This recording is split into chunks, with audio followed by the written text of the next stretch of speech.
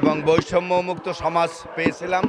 সেই বৈষম্যহীন সমাজ গঠনের দাবি নিয়েই কথা বলার জন্য, মুক্ত কথাভাবে নিজের ভাষায় কথা বলার জন্য দাবি নিয়েই আন্দোলন হয়েছিল। সেখানে শহীদ হয়েছিল 52 ভাষা আন্দোলনে। আমরা এই তখনকার সময় থেকে পরবর্তী সময়কালে বাংলাদেশে আসলে বৈষম্যহীন সমাজ গঠনের লক্ষ্যে মানুষ কাজ করেছে, কিন্তু আলটিমেটলি বৈষম্যহীন সমাজ মানুষ পায় নাই।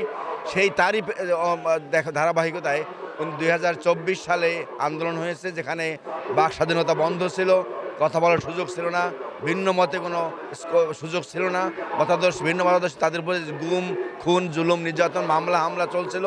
ও তারই ধারাবাহিকতায় জনগণ, শিক্ষার্থী, ছাত্র জনতা ফুঁসে ওঠে এবং তার পরবর্তীতে এখন তারা সেই বৈষম্যহীন সমাজ গঠনের লক্ষ্যে তারাও আমাদের শহীদ হয়েছে। আমরা এই শহীদ এবং সেই সময়কার শহীদদের প্রতি আমরা আত্মার মাগফিরাত কামনা করি।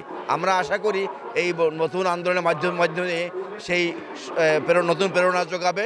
আগামী দিনে হয়তো মানুষ এতে শিক্ষা নেবে যে বৈষম্যহীন সমাজ গঠন করবে বা মানুষ কথা বলার সুযোগ পাবে।